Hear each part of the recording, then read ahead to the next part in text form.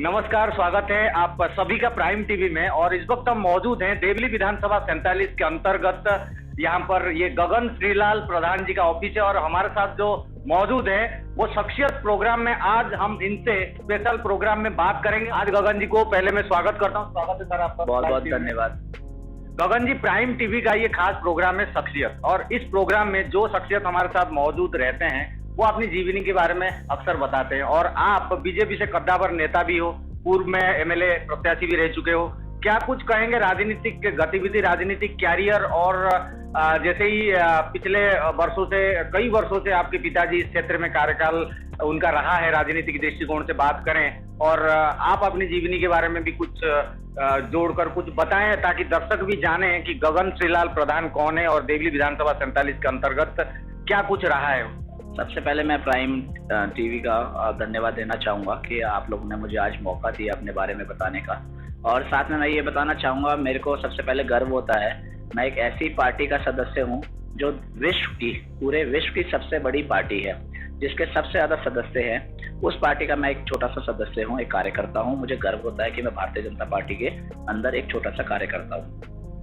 गगन जी, बात करते हैं कार्यकर्ता की, अपने हैसियत से काम करने की कही है, मगर हम इसको खंडन करेंगे क्योंकि चुनाव आप लड़ चुके हो, एमएलए प्रत्याशी रह चुके हो। और तो मैं जानना चाहूंगा कि शुरुआती दिनों की बात करें बीजेपी, उस टाइम पे मुझे लग रहा है कि शायद जिस टाइम पे आपका उत्थान हो रहा था बतौर युवा, राजनीतिक दृष्टिकोण से बात करते हैं, तो उस टाइम पे तो कांग्रेस की सरकार भी चल रही थी और बढ़िया भी था, आप कांग्रेस में भी जा सकते थे, बीजेपी में क्यों?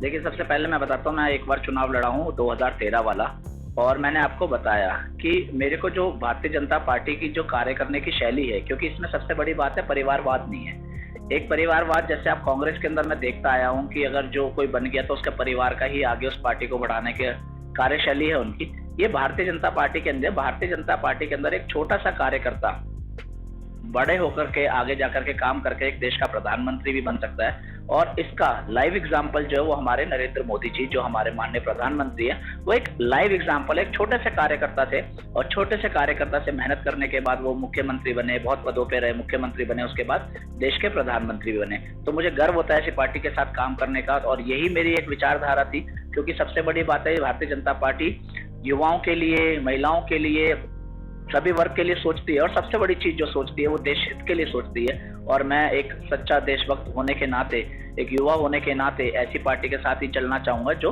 देश हित की बात करती हो, देश के लिए बात करती हो। राजनीतिक जो एक मोड़ आता है लाइफ में, आप युवा रहे हैं, कॉलेज कैरियर भी, आपने कॉलेज भी कंप्लीट किया होगा और खासकर दिल्ली में पले बड़े हैं। मैं जानना चाहूंगा कि जिस वक्त आप एक इंस्पिरेशन ले रहे थे कि भाई राजनीति में अब तो आना है, तो क्या देखा, कहाँ से शुरुआत हुई, कौन सी कड़ी आप जोड़ना चाहेंगे राजनीति? देखिए, मैं सबसे पहले आपको बताना चाहूँगा, मेरे लिए जो मेरे मार्गदर्शक रहे, मेरे पिताजी रहे हैं। क्योंकि मेरे पिताजी सबसे पहले मंडल अध्यक्ष रहे थे, लगभग मेरे ख्याल से 1990 में भारतीय जनता पार्टी के, जब उसमें मंडल अध्यक्ष का एरिया बहुत बड़ा हुआ करता था।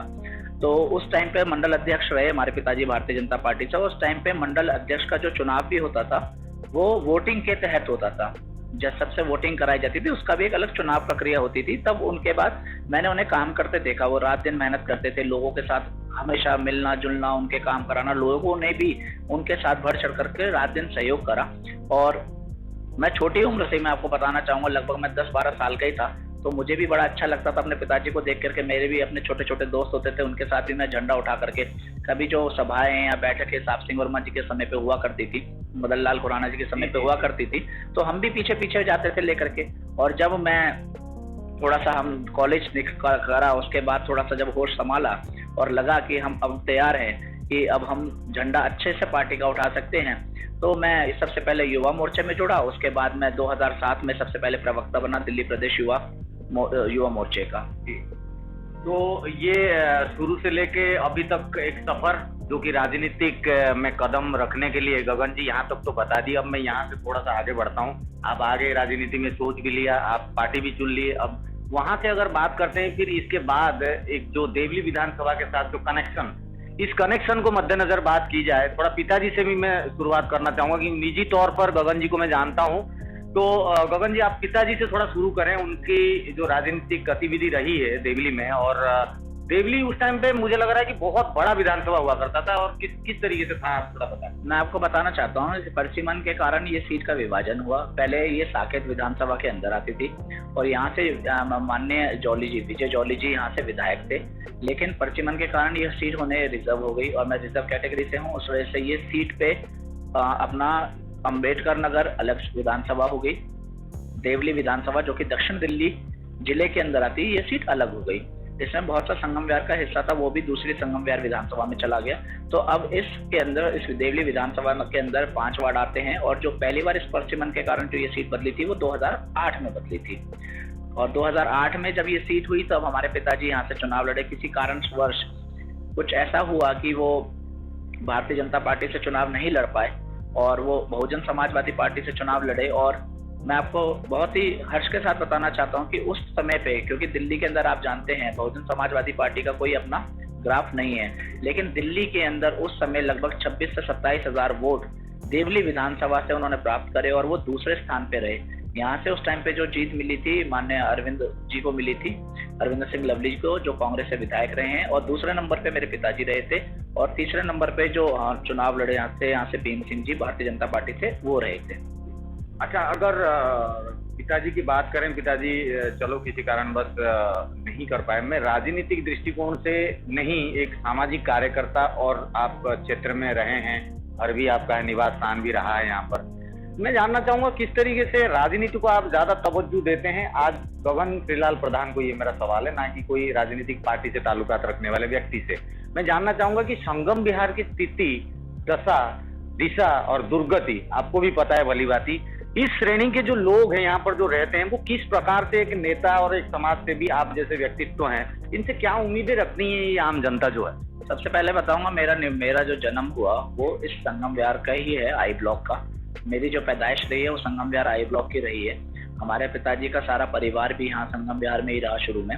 और उसके बाद मैं बताना चाहूंगा कि सबसे बड़ी चीज, जैसे आप कह रहे हैं, मेरे पिताजी एक राजनेता होने के साथ साथ सबसे पहले एक समाज सेवी थे। समाज के लिए हमेशा तत्पर खड़े रहते थे। कोई भी कार्य, कोई भी दिक्कत हमारे किसी कार्यकर्ता को, इवन किसी अन्य व्यक्ति को अगर होती थी, वो सबसे पहले भाग करके उसके दर्द को समझते थे और उनकी समस्याओं का हल करते थे। वही प्रेरणा लेते हुए, क्योंकि जो आप अपने परिवार के अंदर जैसा देखते हो आप वैसा ही सीखते हो। आज भी मैं, जैसे आपने ये सवाल किसी नेता से नहीं, पूर्व प्रत्याशी से नहीं, गगन श्रीलाल प्रधान से किया, तो मैं उसके नाते मैं ये बताना चाहता हूँ, आज भी मेरे लिए समाज सेवा बहुत जरूरी है। और हम कोशिश करते हैं कि अपने, हमारी जो हैसियत, हमारा जो वर्चस्व है, उसके अकॉर्डिंग हम जितना भी लोगों के लिए अपने पास से कर सके हम करते हैं। तो आज हमारे एक मंजिल की राह, हमने एनजीओ है जो हमारे पिताजी ने चलाई थी, उसी एनजीओ के माध्यम से हम गरीब बच्चों को मुफ्त शिक्षा भी देते हैं। हमारा एक अपना स्कूल है बदरपुर के अंदर, जिसके अंदर लगभग हम लोग 50 से 70 बच्चों को मुफ्त शिक्षा अपने पास से देते हैं। गरीब बच्चों का छोटा मोटा इलाज होता है, वो भी हम अपने पास से करवाते हैं, अपनी एनजीओ के माध्यम से, अपने साथी सहयोगी के माध्यम से। अब बात करते हैं संगम विहार की। मैं यहाँ पला बड़ा हूँ, मैंने संगम विहार की दशा सब कुछ देखा यहाँ पे। आप भी जानते हैं आज के समय पे जो संगम विहार है वो संगम विहार नहीं, पूरा संकट विहार है। यहाँ पे रहने वाला एक भी व्यक्ति खुश नहीं है, क्योंकि सुविधा के तौर पर यहाँ पे एक भी ऐसी चीज नहीं है जो उन्हें मिली हो। आज सुविधा तो क्या, रोहन जी मैं रोकना चाहूंगा कि आजादी के 70 साल के बाद भी संगम विहार में मूलभूत सुविधा, जिसको बिजली, पानी, सड़क, सीवर, नाली, ये एक मूलभूत सुविधा एक नागरिक की एक क्या कह सकते हैं, नागरिक का जो नॉर्मल एक होती है, वो चीज तो नहीं है यहाँ। मैं आपको वही बताना चाहता हूँ, आज आप गाँव में चले जाओगे, गाँव के अंदर यहाँ से अच्छी सुविधा और दशा दोनों वहाँ पे ज्यादा अच्छी होगी। आप देख रहे होंगे, मैं आपको ज्यादा बड़ी बात नहीं करता, मैं 2008 की बात करता हूँ। मैं बहुत टाइम पे, जब सुबह कहीं हम लोग जाते थे, आते थे, सुबह स्कूल जाने के समय पे बच्चे टैंकर बाल्टियां ले लेकर के घूमते थे। आज भी जो पाइपलाइन यहाँ पे भारतीय जनता पार्टी के जो पूर्व विधायक है विजय जौली जी 2000 उसमें रहे थे, 2007-3 में रहे थे 8 तक, उन्होंने 172 ट्यूबवेल कराए थे, जिसका पानी आज भी लोग पी रहे हैं। और जो सड़कें, जो सरकारी स्कूल, जो बारात घर, जो डिस्पेंसरी, जो भी इन्होंने, जो अपना शमशान घाट, जो हमारे विधायक, बीजेपी के विधायक ने बना दिया था मात्र 3 साल के अंदर, क्योंकि 2 साल इसलिए नहीं कर पाए थे क्योंकि विवाद परसिमन के कारण सीट बदल गई थी, तो वो नई जगह से तैयारी करते। लेकिन मात्र 3 से 4 साल के अंदर उन्होंने यहाँ, आप स्थल मंदिर की जब अगर पहले हालत देखते, बहुत ही कायाकल्प, बिल्कुल उन्होंने बिल्कुल कायाकल्प कर दिया, उसे ऐसा कर दिया कि वो आज लोग अगर वहां पे इतने लोग, कम से कम हजारों लोग वहां सैर करने जाते हैं, तो वो पूर्व विधायक भारतीय जनता पार्टी के माननीय विजय जौली जी की वजह से जाते हैं। मेरा मानना है काम करने की इच्छा होनी चाहिए मन के अंदर, काम कोई भी कर सकता है, ये बात से भारतीय जनता पार्टी की नहीं है। काम करने की अगर इच्छा है वो कोई भी कर सकता है। आप देख रहे होंगे, आप इस विधानसभा के अंदर, मैं देखता हूँ आप बहुत अच्छे से हर जगह, हर किसी, चाहे राजनेता हो, चाहे कार्यकर्ता हो, चाहे सामाजिक कार्यक्रम है, मैं देखता हूँ प्राइम टीवी वहां पे हमेशा पहुंचता है और वहां के जो भी दुख दर्द है वहां को सुनता है। तो आप खुद जानते हैं यहाँ पे आने जाने के लिए कोई सड़क नहीं है, यहाँ पे पीने की पानी की सबसे बड़ी समस्या है, यहाँ कोई नया सरकारी स्कूल नहीं बना, क्योंकि जो सरकारी स्कूल में बच्चे पढ़ रहे हैं, इस विधानसभा के अंदर लगभग 4 से 5 लाख लोग रहते हैं, उसके हिसाब से वो सरकारी स्कूल आपको भी पता है कि वो काफी नहीं है, उसकी नहीं है। तो लोगों के लिए आज यहाँ से आम आदमी पार्टी से 8 साल से विधायक रह रहे हैं प्रकाश जारवाल जी, मैं आपके चैनल के माध्यम से उनसे पूछना चाहता हूँ और बताना चाहता हूँ कि यह 8 सालों के अंदर ऐसी सुविधा बताएं, क्या पानी के टैंकर बंद हो गए हैं या सड़कें बना दी गई हैं? आज अगर कोई सड़कें बनाई हैं तो आप देख सकते हैं सड़कें बनती बाद में खुद पहले जाती हैं।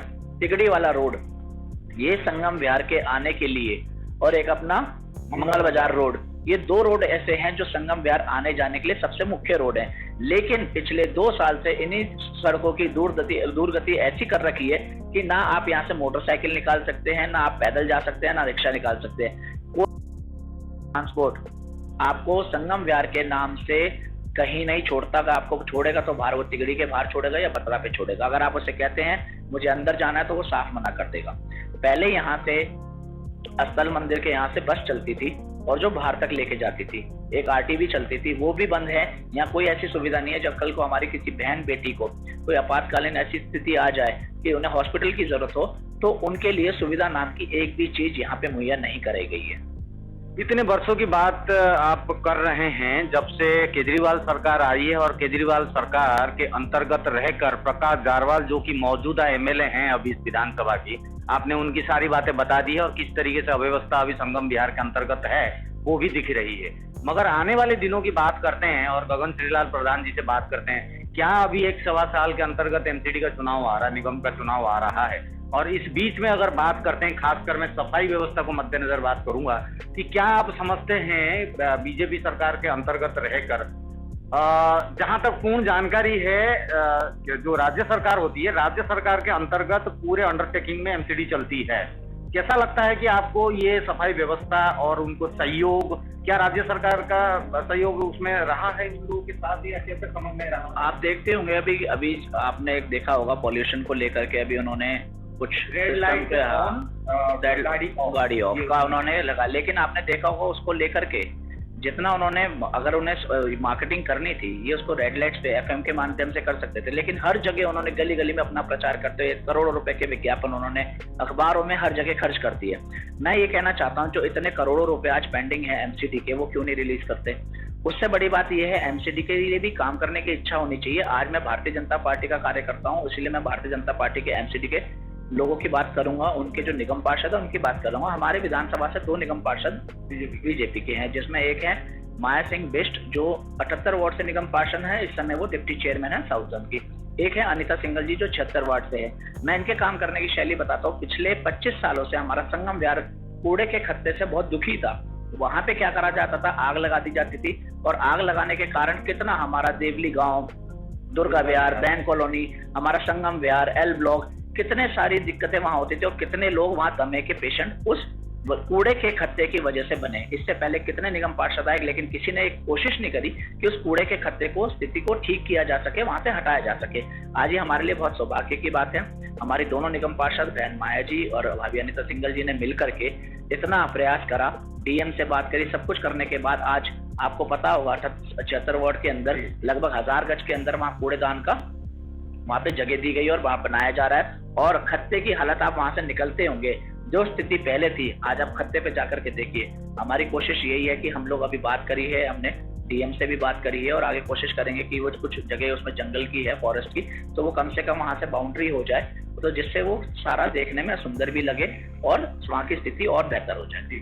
और आखिरकार मैं वही पूछना चाहूंगा, एक सवाल है कि राजनीतिक दृष्टिकोण से 4 साल बचा है अभी, अगर चुनाव की बात करें, आपकी तैयारी की बात करते हैं, कैसा रहेगा अगर आप दोबारा से पुनः, अगर यही रिजर्व सीट है और रिजर्व सीट के हैसियत से प्रकाश जारवाल के खिलाफ और एक विरोधी की भूमिका निभाते हुए गगन श्रीलाल प्रधान को अगर मैसेज देना होगा जनता को, तो आप इस टाइम पे, इस समय में, इस भरी असुविधा के अंतर्गत, संगम विहार के अंतर्गत रहकर क्या मैसेज देंगे जनता को और क्या चाहते हैं? सबसे पहले तो जनता, मैं आपको बताना चाहता हूँ, सबसे पहले जनता समझदार हो चुकी है।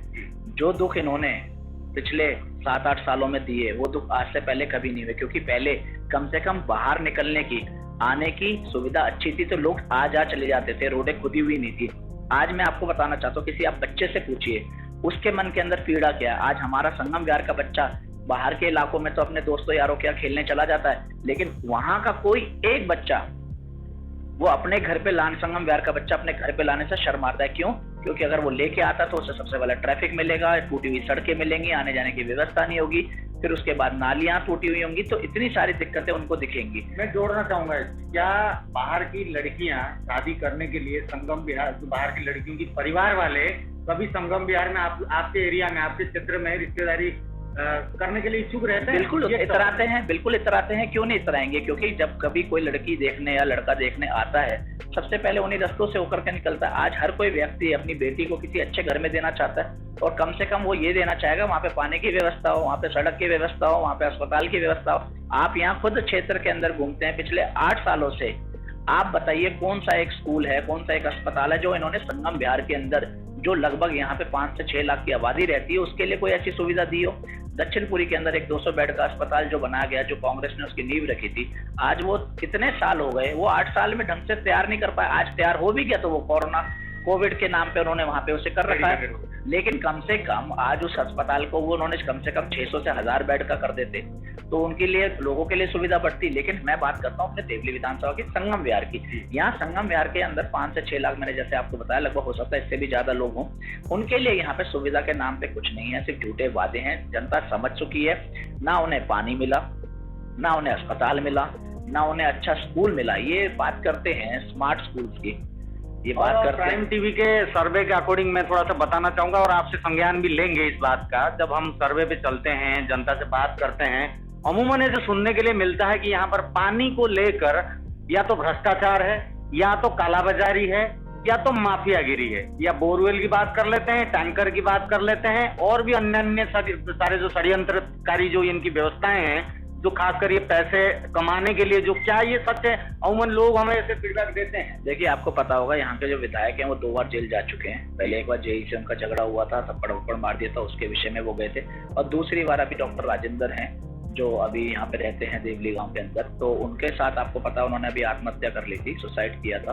तो उसके ऊपर भी इनके चल रहा है, क्योंकि जो विधायक ने ऐसा कुछ दबाव बना दिया था, टैंकर को लेकर के कुछ ऐसे विषय चल रहे थे जिनको कारण उन्हें सुसाइड करना पड़ा, तो उसको लेकर के भी इन्हें जेल जाना पड़ा। आप यहाँ पे जाके खुद खड़े होके देखिए एक बार टैंकर की, टैंकर जाते कहाँ हैं, उनकी दलाली कैसे होती है। लोगों से 200-200 रुपए, 500-500 रुपए, 1000-1000 रुपए टैंकरों के लिए जा रहे हैं, जिसपे लिखा होता है फ्री जल सेवा।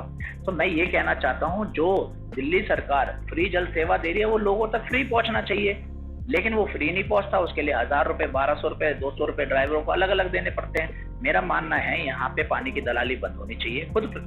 खुद हमारे केजरीवाल जी को भी पता है, वो यहाँ आए थे, लोगों ने उनके मुंह पे बोला था कि यहाँ पे पानी की दलाली होती है, वो जानते हैं यहाँ पे पानी की दलाली होती है। उन्हें खुद एक बार फिर से आकर के इस पानी की दलाली को रोकना चाहिए और देखना चाहिए कि उनके विधायक कर क्या रहे हैं। ये पानी की दलाली हो रही है, मैंने आपको बताया, सुविधा के नाम पे ना अस्पताल है, ना स्कूल है, ना पानी है। ये तो आपकी जिंदगी की 3 मूल सुविधाएं हैं। ना स्वच्छ हवा है, यहाँ ये भी नहीं है, तो आपके पास है क्या?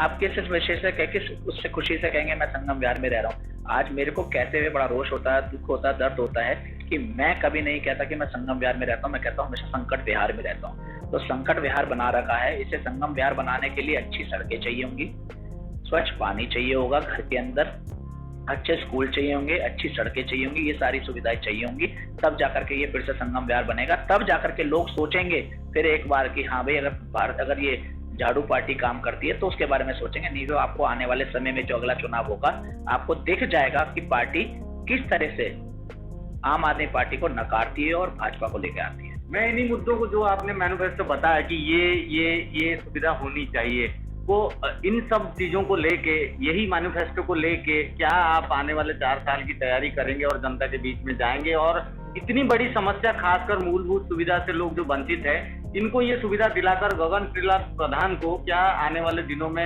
एमएलए प्रत्याशी के रूप में दोबारा से जुझारू रूप से संघर्ष करते हुए और विपक्ष की भूमिका निभाते हुए जनता देखेगी? बस आखिर इसमें यही जानना चाहता हूं। देखिए, मैंने जैसे पहले कहा, मैं एक छोटा सा कार्य करता हूँ। मात्र 30 साल की उम्र में मैं विधायक का चुनाव लड़ा यहाँ से। पार्टी ने मुझे बहुत अच्छा सम्मान दिया। मेरी कोशिश हमेशा रहेगी कि मैं आगे जाके चुनाव लड़ूं, पार्टी अगर मेरा को टिकट देती है। लेकिन जिस तरह से आपको पता है, मैं 2 बार चुनाव नहीं लड़ा, लेकिन मैंने हर तरीके से तन मन धन से एक छोटा सा कार्यकर्ता होने के नाते पार्टी के साथ रात दिन मैंने मेहनत की। मैं आपको विश्वास दिलाता हूं इस चैनल के माध्यम से कि आने वाले समय में भी पार्टी चाहे मुझे टिकट दे, चाहे पार्टी मुझे टिकट नहीं दे, मैं रात दिन अपनी भारतीय जनता पार्टी के लिए निस्वार्थ सेवा करता रहूंगा और आगे भी अपनी पार्टी के साथ कदम से कदम मिला के चलूंगा। बहुत बेहतरीन। और गगन श्रीलाल प्रधान जी के साथ बात करके हमें तमाम सारी बातों का ज्ञान हुआ और उम्मीद करेंगे कि आने वाले दिनों में जनता को हम इसी प्रकार से शख्सियत प्रोग्राम, जो हमारा खास प्रोग्राम है प्राइम टीवी के माध्यम से, आपको मिलाते रहेंगे, रूबरू कराते रहेंगे। आप देखते रहिए, जुड़े रहिए प्राइम टीवी के साथ। मिलेंगे फिर शख्सियत में किसी और शख्सियत के साथ। जय हिंद, वंदे मातरम।